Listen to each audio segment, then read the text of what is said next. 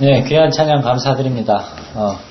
그 주보에 잘 안 보이는데 귀퉁이에 있어서 그런가, 다음 주에는, 요 정도라고 써있네요. 예배 오신 여러분을, 예수님 여러분을 환영합니다.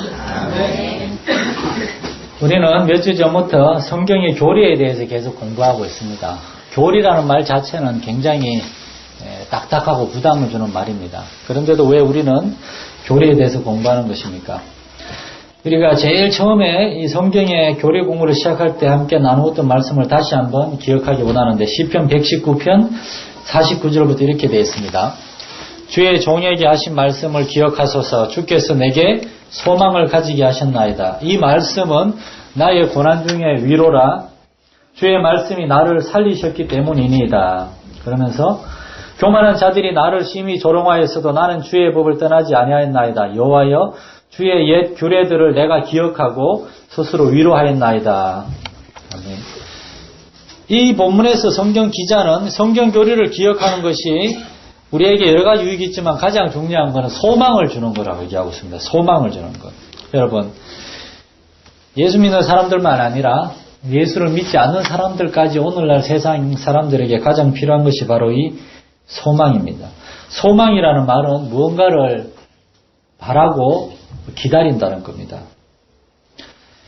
그런데 과연 그 무언가라고 하는 그거 뭘까요? 뭘 기다리는 걸까요? 한 할머니가 있었습니다. 이 할머니에게는 아직 정신 못 차리고 장가도 안 가고 말 뒤도 안 듣는 나이 두 아들이 있었습니다. 벌써 막 인상이 찌푸려지죠.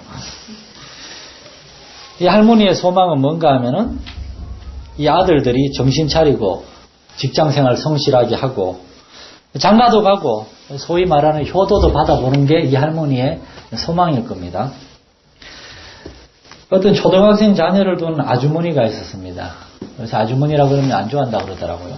여사님이 계셨는데 이 여사님의 소망은 아들들이 빨리 대학 가는 겁니다. 그래야 자유 몸이 되어서 나도 다이어트도 하고 친구들하고 산에도 가고 놀러도 다니고 흔히 말하는 화려한 줌마 라이프를 시작해보는 게 이 아주머니의 소망입니다.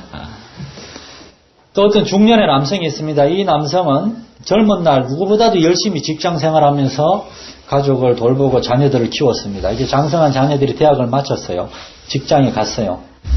이 남자는 너무나 뿌듯했어요. 근데 어느 날 저녁에 혼자 앉아가지고 이렇게 맥주잔에다 맥주를 기울이고 한 잔 마시는데 교회 안 다니나 봐요 아마. 문득 이런 생각이 들었습니다. 앞으로는 뭘 하면 살지? 이 남자는 평생 동안 가족을 돌보고 자녀를 키우는 게 목적이었어요. 근데 이제 그걸 다 했다 싶으니까 이제 표대로가 잊어버린 겁니다. 과연 여러분은 어떤 소망이나 소원과 기대를 가지고 있습니까? 안타깝게도 많은 사람들이 예수를 믿는다고 하면서도 제가 예를 들은 여러 사람들의 경우처럼 어떤 경우에는 이렇게 엉뚱하다고도 할 수 있고 소망이라고 하기에는 너무나 이렇게 가치가 이제 너무나 적은 그러한 것들을 바라보면서 살아가는 사람들도 있습니다. 그러나 시편 119편에서 시편 기자는 이렇게 말합니다.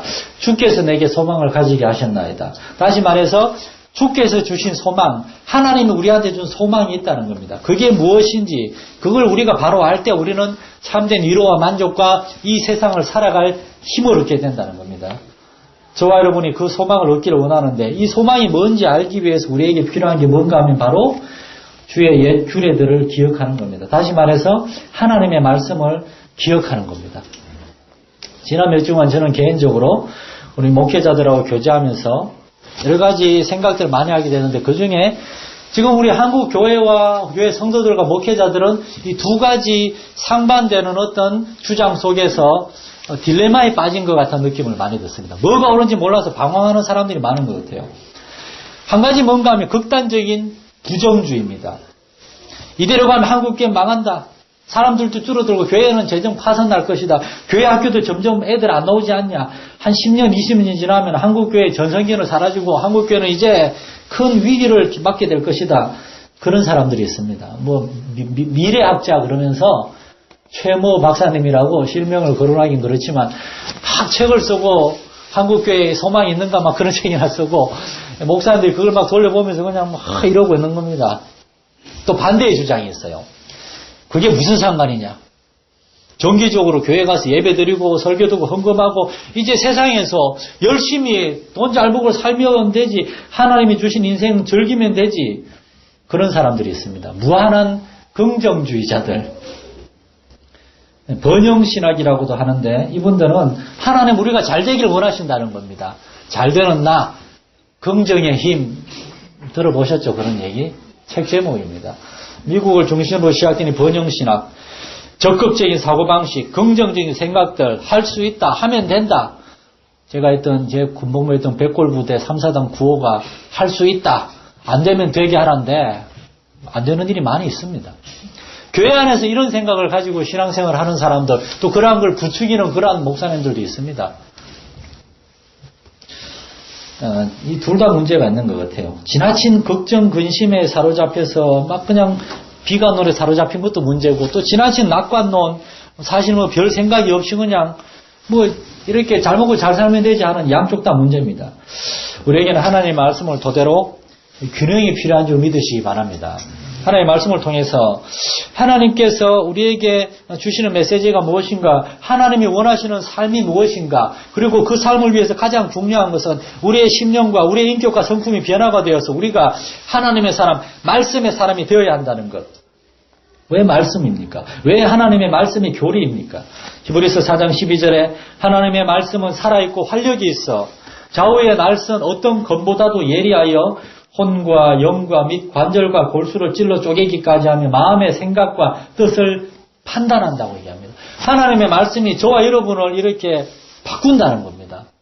지금 얘기한 거는 2000년 전에 기록된 말씀인데 오늘날 우리가 외과에서 시행되는 의사들의 수술하고 똑같습니다. 의사들이 수술할 때 우리의 관절과 골수로 이렇게 막 해부한다 그러나요? 하나님의 말씀이 저와 여러분을 이렇게 하는, 왜 그렇게 합니까? 수술하는 목적이 뭡니까?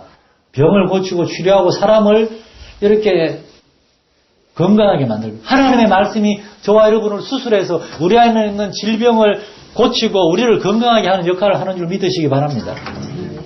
바울 사도는 사도행전 20장에서 이제 자기의 30년간의 사명이 끝났고 선교사로서 사명이 끝났고 하나님 이제 자기를 예루살렘과 그 다음에 로마로 보내셔서 이제 거기에서 부르실 거라는 걸 알고 초대교회 장로님들을 불렀어요. 그리고 그들이 이렇게 얘기합니다. 지금 내가 여러분을 주와 및 그 은혜의 말씀에 부탁하노니 그 말씀이 여러분을 능히 든든히 세우사 거룩하게 하심을 입은 모든 자 가운데 기업이 있게 하시리라. 하나님의 말씀이 초대교회를 세우고 지켜갈 거라고 이 바울사도 그렇게 믿었습니다. 여러분, 하나님의 말씀에 기초한 올바른 성경 교리, 그 말씀에 대한 지식이 저와 여러분에게 참된 믿음과 참된 소망과 위로 확신을 주시는 줄 믿으시기 바랍니다. 예수를 믿어도 근심 걱정이 많습니다. 이 갈지자, X자 그리고 살아가는 사람들이 많습니다. 어떤 문제에 부닥치면은 그 순간은 우리가 그냥 예수 안 믿는 사람하고 똑같이 반응할 때가 많습니다. 우리에게 참된 소망과 위로, 확신, 이거는 근거 없는 긍정주의가 아닙니다. 하나님은 우리를 잘되기 원하신다, 그러한 번영신학, 그런 게 아닙니다. 이것은 하나님의 말씀에 기초한 그런 겁니다. 우리가 성경교리를 공부하는 것은 그것입니다. 양극단에 빠지지 않고 참으로 하나님의 말씀에 기초한 건전한 신학, 건전한 신앙, 그리고 건전한 그리스도인의 삶이 무엇인가를 배우기 원하는 겁니다. 그래서 우리는 이제 그동안 하나님에 관한 교리와 주 예수 그리스도에 관한 교리, 제가 이렇게 설교한 원고를 쭉 보고 제 설교한 그 녹음을 쭉 들으면서 너무나 부족하다, 너무나 편협하다, 그런 느낌을 많이 받습니다. 30분 만에 하나님에 관한 교리를 우리가 다 소화할 수 있다는 것은 그건 참 말도 안 되는 거죠. 그래서 이것은 사실 가장 기초적인 거고 우리가 계속해서 하나님의 말씀을 통해서 더 공부해야 됩니다. 오늘 우리는 성경의 세 번째 중요한 주제인 인간에 관한 교리를 살펴보려고 하는데 이제 오늘하고 다음 주에 이제 두 번에 걸쳐서 인간과 그리고 인간의 삶 속에 침투해 있는 죄의 문제에 대해서 함께 살펴보려고 합니다. 성경의 첫 번째 가르침은 인간은 하나님이 창조하신 존재라는 겁니다. 하나님이 인간을 창조하셨습니다. 우리는 하나님이 만든 피조물입니다. 사실 하나님이 하신 일 중에 가장 놀라운 일이 바로 사람을 창조하신 겁니다. 성경의 시작은 창세기입니다. 창세기의 시작인 창세기 1장, 그리고 창세기 1장이 많은 창조가 있는데 그 창조가 6일 동안 이루어졌습니다. 그 6일 동안의 창조, 그리고 6일째 하늘의 그 동물, 그 땅의 동물들을 만드시고 제일 마지막으로 창조하신 게 뭔가 하면 사람입니다. 그것은 마치 우리가 엄마가 아기를 가졌을 때 아기가 태어나기 전에 그 아빠와 같이 이렇게 아기 방을 준비하고 뭐 방까지 준비하는 건 쉽지 않죠. 아기 요람을 준비하고 이렇게 아기 침대하고 아기 그 비계하고 그리고 기저귀 같은 거 지금도 제가 기억나는 건 우리 첫째가 태어났을 때 저는 아무것도 모르고 여자 기저귀 남자 기저귀 200개를 사가지고 왔어요. 기저귀가 남자 거 여자 거 따로 되어 있는 줄 처음 알았어요. 그러니까 막 왜 남자 걸 사왔느냐고. 우리 첫째가 딸이잖아요. 미리 다 준비해놓고 이렇게 우리 아기가 딱 태어나면은 아기를 영접하지 않습니까? 아기가 가장 중요하니까. 하나님이 사람을 제일 마지막에 창조하셨다는 것은 하나님이 해와 달과 별들과 우리가 살 수 있는 그 지구, 창세기 1장에 계속 땅이란 말은, 그 땅이란 말은 영어 성경으로 earth입니다. earth. 지구입니다, 지구. 하나님이 지구를 창조하시고 거기에 모든 환경을 다 조성해 놓은 다음에 심지어 물과 식물과 그 동물 먹을 것까지 다 만들어 놓은 다음에 마지막으로 하나님이 사람을 창조하신 것은 하나님 우리를 사랑하시기 때문입니다. 그리고 하나님은 우리를 창조해 놓고 이제 열심히 한번 잘 살아가라 그러지 않으셨습니다. 하나님은 창조하신 피조물에 대해서 책임을 지십니다. 우리만이 아니라 이 자연계까지도 하나님이 다 다스리고 있습니다. 시편 기자는 자연 속에서 자연을 계속 관찰하다 갑자기 깨달은 게 있었습니다. 그래서 이렇게 외칩니다. 하늘이 하나님의 영광을 선포하고 궁창이 그 손으로 하신 일을 나타내는도다. 하늘의 해와 달과 별들이 이렇게 돌아가는 걸 보니까 일정하게 돌아가는 겁니다. 그리고 거기에 기후 변화가 있고 우리가 이제 10월이 됐으면 이제 가을로 접어들고 겨울이 올 걸 우리가 준비할 겁니다. 그런데 12월이 됐는데 갑자기 기온이 30도 이상 올라가면서 여름이 되진 않아요. 하나님이 창조하신 질서대로 돌아갑니다. 하늘이 하나님의 그런 오묘하신 그 하나님의 질서를 우리에게 보여주고 있는 겁니다. 엄마 아빠가 아이들 사랑한다 그러고 그냥 막 기분 나쁠 때마다 그냥 한 대 쥐어받고 그냥 리모컨으로 때리고 아무거나 막 집어던지고 이러면 애들이 엄마 아빠한테 불안해하잖아요. 하나님은 그런 하나님이 아닙니다. 갑자기 봄 지나고 그냥 겨울을 준다든지 여름 지나고 다시 이렇게 봄을 준다든지 그렇게 하지 않습니다.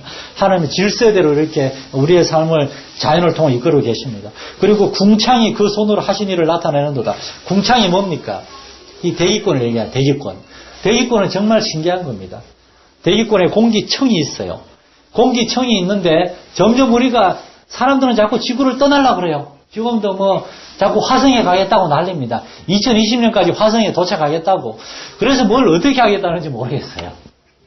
화성은 영하 50도에서 최고 영하 200도까지 내려가는 데인데 거기 가서 뭘 하겠다고.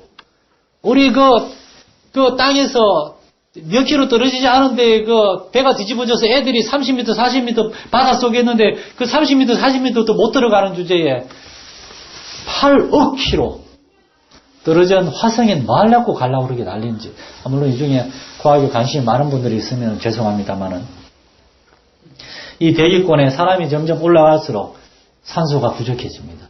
못 살아요. 하나님이 지구에 우리가 살 수 있도록 딱 만들어 놓고 하나님이 창조하신 이후부터 지금까지 대기권에 산소와 수소와 질소와 그러한 것들이 균형을 맞춰가지고 우리가 숨을 쉬고 살아갈 수 있게 합니다. 우리 아들이 얼마 전에 묻더라고요. 태양이 더 세냐 핵폭발이 더 세냐 묻더라고요. 당연히 태양이 더 세지 그러면은 그래 그럼 태양에다가 핵폭탄을 터뜨리면 더 세지겠네 그러더라고요. 그건 중요하지 않아. 우린 다 죽을 테니까. 태양이 살짝만 화를 내면은 한 화성까지는 다 불타버립니다. 하나님이 그 자연계를 다 질서를 유지하고 계시는 여러분 믿으시기 바랍니다. 헨리의 성이 나타날 때마다 저게 지구에 부딪힐 거라느니 뭐니 걱정하고 그러는데 70년인가요? 72년 만에 한 번씩 지구에 오지만 돌아가는 주기가 절대 지구에 안 부딪히게 되어 있습니다. 지구에 부딪히면 그거는 이제 종말이 온 겁니다. 여러분 인간의 기원은 하나님의 창조였습니다. 오늘날 세상 사람들은 이러한 가르침에 정면으로 반박하고 말도 안 된다, 믿을 수 없다. 그리고 가장 그분들이 많이 하는 얘기가 증명할 수 없다. 증명할 수 없다. 근데 여러분 이제 과학이라는 것이 증명할 수 있는 걸 믿는 거잖아요. 뭔가 증명해내는 게 과학이잖아요. 그런데 실제로 과학으로 증명할 수 있는 건 몇 가지 안 됩니다, 여러분. 여러분, 생명, 과학으로 생명을 증명할 수 있습니까? 저는 제 할머니가 돌아가시는 걸, 그 임종을 지켜봤어요. 저 혼자 지켜봤어요. 1999년 5월 20일 날 아침 8시에 제 할머니는 숨을 거두셨는데 숨이 천천히 멎어가면서 30분에 걸쳐서 천천히 숨이 멎어갔어요. 제 할머니 허리가 휘어가지고 누워도 비스듬히 누워 계신 분입니다. 그런데 8시 30분쯤 돼서 완전히 호흡이 멎으니까 허리가 쫙 펴지더라고요. 바닥에 누워있는 게 아니라 바닥에 그냥 딱 붙어있는 것처럼 몸이 완전히 펴지더라고요. 그리고 입이 벌어지면서.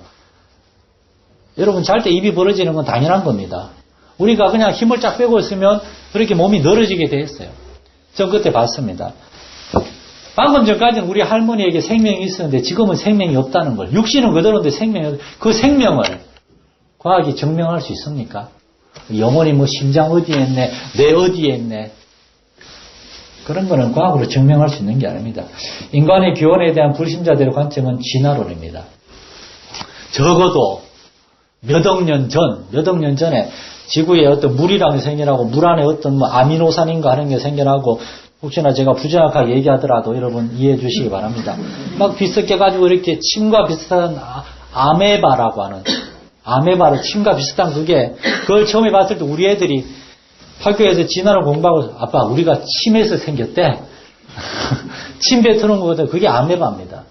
그게 최초의 그게 원시 생물이라나 뭐 원시 물질 거기에서 이렇게 나중에 식물이 생겨나고 그게 물고기가 생겨나고 거기에서 새가 생겨나고 동물이 생겨나고 그러면서 시간이라고. 여러분 근데 이 진화론도 결국은 증명할 수 없습니다. 그냥 추측할 뿐입니다. 의사들은 생명의 신비에 대해서 많은 것을 우리에게 가르쳐 주시지만 설명하지 못하는 것들이 많이 있습니다. 소위 말하는 포유류라고 알려져 있는 그러한 동물들의 그 태아, 제일 처음에 수정되었을 때 태아의 생김새는 굉장히 비슷합니다. 똑같아요. 사람이나 동물이나. 그러나 태어났을 때, 갓 태어난 아기, 뭐 동물들과 마찬가지로 철저하게 무기력하고 열악한 존재이죠. 그러나 시간이 지날수록 어떻게 됩니까? 아기는 눈빛이 또렷해집니다. 아기들은 쉬지 않고 먹고 자고 그런 것 같은데 그동안에 계속 배우고 있는 겁니다. 듣고 있는 겁니다. 그래서 몇 달만 지나면은 좀 빠른 애들은 100일쯤 돼서 엄마 부르기도 한다는 소리도 있는데 그리고 돌이 지나면은 말을 하기 시작합니다. 그리고 3살, 4살이 되면은 이렇게 자기 의견이 생기게 되고 불쾌하기 시작합니다. 지가 뭘 안다고. 그리고 7살이 되면 이렇게 외칩니다. 내가 알아야 할 모든 것은 유치원에서 다 배웠다고. 인간 존재의 놀라운 지성과 잠재력은 도대체 어디에서 온 것일까요? 인간은 지성만이 아니라 감성에, 정서에 있어서도 다른 동물들과 비교할 수가 없습니다. 동물들도 무서워하고 무서운 감정이 있고 뭐 눈물도 흘린다 그러는데 그거는 감정작용이 아니라 본능에서 나온 겁니다. 인간은 본능 이상의 더 복합적인 감정과 그런 것들이 있습니다. 슬퍼할 수 있습니다. 사랑할 수 있습니다. 괴로워할 수 있고 갈급해할 수 있고 고독할 수 있습니다. 혼자 고독해하면서 이렇게 위스키를 들이킬 수 있는 건 사람밖에 없습니다. 짐승들은 고독을 모릅니다. 너무 자주 이야기해서 참 죄송하지만 지난해 세월호에서 딸들을 잃은 아빠들 중에서 지금도 그 세월호가 바라보이는 조그마한 섬이 있답니다. 그 섬 꼭대기에 올라가면은 해발 400m쯤 되는 작은 동산에 올라가면은 세월호가 보인답니다. 거기에 지금 세월호 지금 인양 작업을 중국 회사에서 하고 있잖아요. 그걸 4명의 아빠들이 지금도 그 텐트 치고 지켜보고 있어요. 기자들이 찾아가서 이래도 아무 소용없는 거 아시지 않습니까? 왜 이렇게 사서 고생하시는 직장 다 그만두고 그러고 있는 겁니다. 그러자 이 사람들이 이렇게 얘기했습니다. 물론 아무 쓸데없는 일인 거 알고 있습니다. 그러나 당신도 딸을 바다에서 잃었다면은 이렇게 하고 있을 겁니다. 그것은 사람의 말로 설명할 수 있는 게 아닙니다. 그것은 인간의 이 도저히 설명할 수 없는 심오한 감정과의 정서, 이 깊이를 알 수 없는 이것은 도대체 어디에서 온 것일까요? 여러분, 이 놀라운 특징들에 대해서 성경은 이렇게 말합니다. 하나님이 이르시되 우리의 형상을 따라 우리의 모양대로 우리가 사람을 만들자. 하나님이 자기 형상 곧 하나님의 형상대로 사람을 창조하셨다고 성경은 말하고 있습니다. 첫째로 인간은 하나님의 형상을 따라 창조된 겁니다. 인간과 동물과 다른 이러한 놀라운 지성과 감정, 소위 말하는 그 지정의 인격을 지닌 것은 바로 하나님이 그러한 인격체이기 때문인 줄 믿으시기 바랍니다. 우리는 하나님을 닮은 존재입니다. 우리는 하나님과 대화할 수 있습니다. 하나님의 뜻을 구체적으로 알고 순종할 수 있습니다. 다른 피조물들도 하나님을 찬양하고 예배하지만 그런 하나님과 대화하는 게 아닙니다. 그들은 존재 자체로, 본능 자체로 그냥 하나님을 섬기는 겁니다. 예를 들어 구름은 비를 내리고 땅에서는 물을 내고 채소를 냅니다. 동물들은 그냥 본능에 따라 살아갑니다. 사자가 임팔라를 잡아먹는다고 사자가 죄를 짓는 건 아닙니다. 그건 본능입니다. 그러나 힘센 사람이 힘이 없는 사람을 때리거나 해치면 이 사람은 죄를 지은 겁니다. 왜냐? 사람은 하나님이 창조하신 인격적이고 도덕적인 존재이기 때문입니다. 하나님의 형상을 따라 창조된 특별한 존재이기 때문입니다. 무슨 말인가 하면은 두 번째 진리.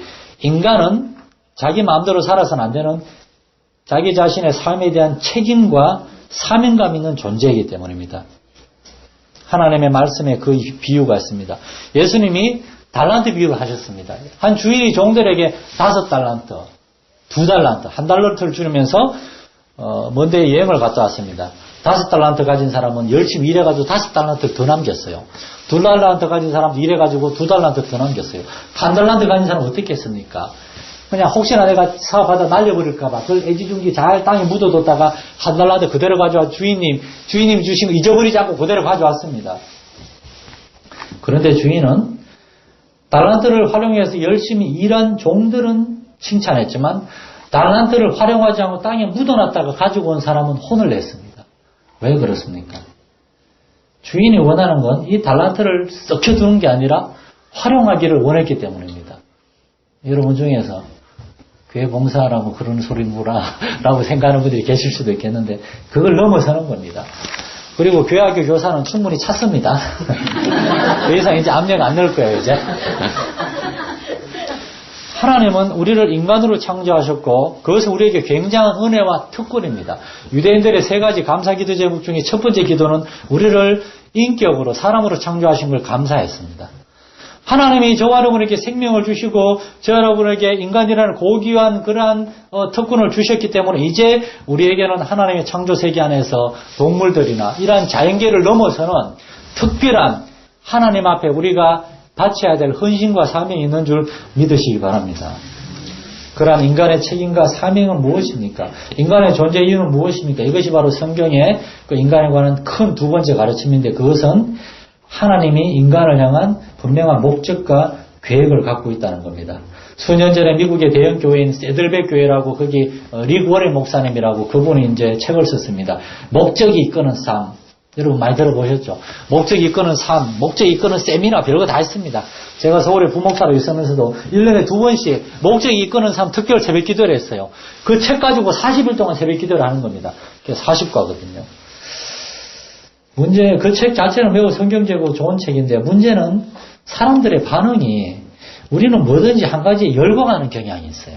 뭐든지 이렇게 하나가 이렇게 좋다 싶으면 그걸 가지고 너무 오버해서 접근해요. 이 책 가지고 사업적으로 접근한 겁니다. 그 책 가지고 테이프를 만들고 비디오를 만들고 어떤 프로그램 자료를 만들고 막 팔기 시작했어요. 그 굉장히 비쌉니다. 저 마음속에 작정을 했습니다. 난 나중에 담임 목회를 하더라도 절대 이 책을 사지 않으리라. 성경에 다 나오는 얘기거든요. 그 몇십만 원씩 들여서 살 필요가 없어요. 결국 목적이 이끄는 삶이라는 성경의 중요한 가르침이 하나의 프로그램과 사업 아이템으로 변질되었습니다. 여러분은 하나님 꾀만 열광하시기 바랍니다.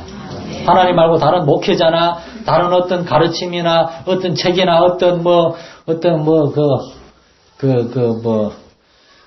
은사주의 이런 데 열광하지 마시기 바랍니다. 우리 너무나 쉽게 한쪽으로 치우치기 쉬워요. 리고네 목사님이 이 목적이 이끄는 삶에 대해서 말한 것은 하나님 말씀에서 그걸 배웠기 때문입니다. 에베소서 1장 16절에서 분명히 얘기하고 있습니다. 바울사도는 이렇게 기도하고 있습니다. 내가 기도할 때 기억하며 너희로 말미암아 감사하기를 그치지 아니하고 이제 3가지 기도 제목을 얘기합니다. 첫째, 하나님께서 에베소 성도들에게 지혜와 계시의 정신을 주셔서 하나님 아버지가 누군지를 알게 해달라는 겁니다. 그리스도인의 삶의 가장 중요한 가치, 하나님이 우리에게 주신 최고의 사명은 하나님을 아는 것인 줄을 믿으시기 바랍니다. 하나님을 알고 하나님을 사랑하고 하나님 우리에게 원하시는 게 무엇인가 그걸 추구하는 것. 두 번째, 바울의 기도 제목은 성도들의 마음이 열려서 하나님이 우리를 부르신 그 부르심의 소망, 부르심의 목적이 무엇인지를 알게 해달라는 겁니다. 빨리 애들 대학 보내고 난 막 다이어트하고 막 내 맘대로 멋있게 한번 다시 내 20대 몸매로 돌아가야지. 이런 차원의 소망이 아니라 하나님 우리를 부르신 더 놀라운 차원의 소망이 있습니다. 세 번째 기도 제목은 하나님이 우리를 불러서 구원하셨을 뿐만 아니라 우리의 삶 가운데 능력을 함께 하시는데 그 능력이 얼마나 크고 놀라운지를 그 능력을 알 때 우리는 여러분 세상을 두려워하지 않게 됩니다. 오직 하나님만 두려워하게 됩니다. 그 두려움은 거룩한 두려움이고 기쁨에서 나오는 두려움입니다. 내가 믿는 하나님이 이렇게 놀랍고 위대한 분이구나. 이분이 그런데 나를 사랑하신다니 이 얼마나 놀랍고 감사한 일인가. 이분의 진노 하나 있지 않고 이분의 사랑하는 그 아들을 사랑의 나라로 내가 옮겨졌다니 얼마나 감사한 일인가. 이러한 감사와 이러한 감사에서 나온 두려움. 자, 그렇다면 바울이 말하는 이 하나님 우리를 부르신 그 부르심의 소망은 무엇입니까? 아까 얘기한 것처럼 첫 번째는 하나님을 아는 겁니다. 여러분, 부모님들을 가장 기뻐하는 건 자녀들이 부모님을 인정하고 존경하고 부모님을 자랑스러워하는 겁니다. 자녀들이 부모님을 존경하고 자랑스러워할 때 부모님은 가장 영광을 받습니다. 하나님의 자녀된 우리가 하나님을 잘 알고 하나님의 높고 위대하심과 하나님의 그 거룩하고 복되신 성품을 아는 것, 이것이 바로 하나님을 가장 기뻐하시는 겁니다. 호세 6장 3절은 외칩니다. 그러므로 우리가 여호와를 알자. 힘써서 여호와를 알자. 여러분, 하나님을 알 때 우리는 참으로 회개할 수 있고 참으로 겸손할 수 있고 하나님을 알 때 우리는 참된 믿음의 사람이 될 수가 있습니다. 예수 믿는 사람의 능력과 담대함은 어디서 오는 겁니까? 하나님을 알 때 오는 겁니다. 우리를 사랑하시는 그 하나님이 얼마나 높고 위대하시고 전능하신 분인지를 알고 그 하나님의 계획 안에서 나의 삶에는 의미가 있고 목적과 소명이 있다는 걸 아는 것. 사복음서 마지막에 제자들은 예수님이 십자가로 갈 때 다 도망간 두렵고 비겁한 그러한 제자들이었는데 사도행전 1장에 예수님이 그들을 다 모아가지고 그들 위해 기도해주고 가셨을 때 그들이 사도행전 2장에 완전히 변화가 됐어요. 성령 충만했을 때 그들은 예수님을 알게 됐고 하나님을 알게 됐어요. 그 변화와 그들의 삶의 놀라운 비결, 그것이 바로 그들이 참으로 하나님을 알았기 때문인 줄 믿으시기 바랍니다. 우리가 교회에 와서 정기적으로 예배하고 찬양하고 하나님의 말씀을 배우는 것, 우리가 교회 생활하고 신앙생활하는 목적이 뭡니까? 우리 교회 어린이 오늘 아침에 이제 9시 반 예배를 시작했는데 선생님들은 많이 왔는데 애들이 별로 안 왔어요. 1대1로 교육을 했어요. 기도를 많이 해주시기 바랍니다.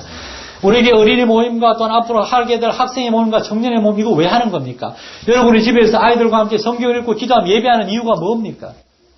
하나님을 알기 위해서입니다. 우리의 자녀들이 하나님을 알고 우리에게 어린이들과 학생들, 젊은이들이 하나님을 아는 그러한 젊은이들이 되는 것, 그 놀랍고 위대하신 하나님을 힘입어서 놀랍고 담대한 삶을 살아가게 되는 것, 이것이 바로 저와 여러분의 간절한 소원과 기도 제목이 되기를 원합니다. 하나님의 두 번째 목적, 우리를 향한 계획은 이제 우리가 하나님을 알 뿐만 아니라 하나님을 알리는 사람이 되는 겁니다.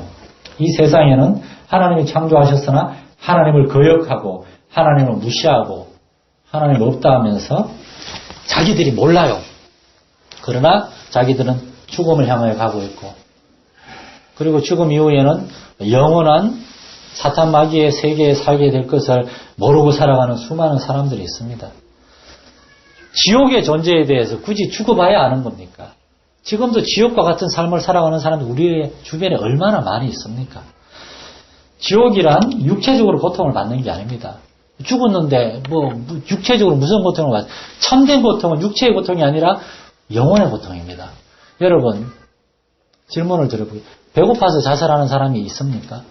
배고파서 자살하는 사람은 없습니다.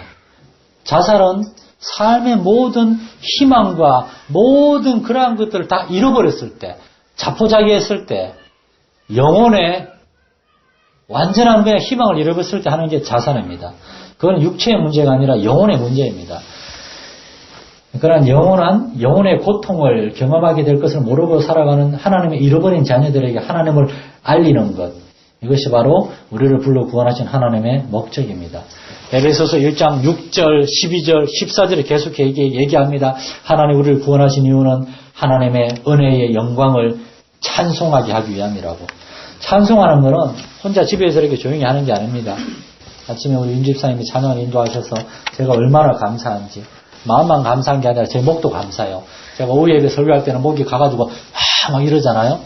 근데 아침에 찬양을 막 감을 지르면서 하니까 너무 감사한데, 찬송은 사람들 앞에서 큰 소리로 하는 겁니다. 사람들 들으라고 하는 게 찬송하는 겁니다. 우리가 사람들 앞에서 우리 하나님에 대해서 찬송하고 얘기하는 것, 이것이 바로 하나님이 저와 여러분에게 원하는 겁니다. 소금과 빛이 되는 것, 이것이 바로 하나님의 백성들의 삶의 의미요 목적이요 소망입니다. 그런데 우리 너무 두려움이 많다는 겁니다. 너무 걱정이 많다는 겁니다. 불평과 원망과 짜증, 못마땅한 것들이 너무 많다는 겁니다. 다른 사람들이 너그럽지 못하고 왜 우리의 삶에 그렇게 기쁨이 없는 것입니까? 왜 그렇게 우리는 쉽게 지치는 것입니까? 여러분이 참고 인내할 때 하나님이 다 보고 계시는 줄 믿으시기 바랍니다. 우리가 힘들고 속상할 때도 아픈 마음을 부여잡고 끝까지 하나님을 의지하며 나아갈 때 하나님 기뻐하시면서 저와 여러분을 찾아오시는 줄 믿으시기 바랍니다. 세상 사람들이 전부 다 하나님이 없다고 하고 또 아니면 하나님을 믿는다고 하면서도 하나님이 없는 것처럼 세상에 좋은 것들을 추구하며 살아가는 그런 많은 사람들, 그들은 우리를 비웃고 우리를 조롱하고 그럴 때 우리가 그들에게서 따로 나와서 조용히 좁은 길, 우리 주 예수 그리스도의 걸어가신 그 십자가 길을 묵묵히 따라갈 때에 하나님께서 영광을 받으시는 줄 믿으시기 바랍니다. 야고보서 16장 22절에 지금은 너희가 근심하나 내가 다시 너희를 보리니 너희 마음이 기쁠 것이요 너희 기쁨을 빼앗을 자가 없으리라. 그날에 너희가 아무것도 내게 묻지 아니하리라. 내가 진실로 너희에게 이루노니 너희가 무엇이든지 아버지께 구하는 것을 내 이름으로 주시리라. 지금까지는 너희가 내 이름으로 아무것도 구하지 아니하였으나 구하라. 그리하면 받으리니 너희 기쁨이 충만하리라. 이것을 내게 이르는 것은 너희로 내 안에 평안을 누리게 하려 함이라. 세상에서 너희가 환난을 당하나 담대하라. 내가 세상을 이겨노라. 이것이 바로 저와 여러분에게 주시는 예수 그리스도의 메시지입니다. 하나님이 저와 여러분을 창조하셨습니다. 저와 여러분에게 하나님이 기대하는 것이 있습니다. 소망하는 것이 있습니다. 우리가 예배를 통하여 말씀을 통해 그것을 알고 거기 앞에 우리 자리를 드리고 순종할 때, 헌신할 때 하나님이 능력 주십니다. 저와 여러분의 삶을 새롭게 일으켜 주십니다. 그렇게 하나님 앞에 헌신할 수 있는 저와 여러분 되시기를 축원합니다. 살아계신 하나님 아버지, 하나님께서 우리에게 생명을 주셨습니다. 인간이라는 특별한 인격체로서의 그러한 생명을 주셨습니다. 그러므로 우리의 삶은 우리에게 생명 주신 하나님을 알고 하나님을 찬양하고 예배하며 하나님을 높이는 그러한 삶이 되어야 하겠습니다. 오늘날 우리의 삶이 너무나 각박하고 세상에 하나님 없다는 사람들의 이야기에 우리의 마음이 상하고 때는 우리의 마음이 흔들릴 때 하나님 붙들어 주시옵소서. 하나님 말씀을 통하여 성령의 도우심을 통하여 우리에게 믿음과 소망과 확신을 더하여 주시고 우리의 삶을 주님이 다스리시고 이끌어 주시옵소서. 우리 주 예수님 이름으로 기도드립니다. 아멘.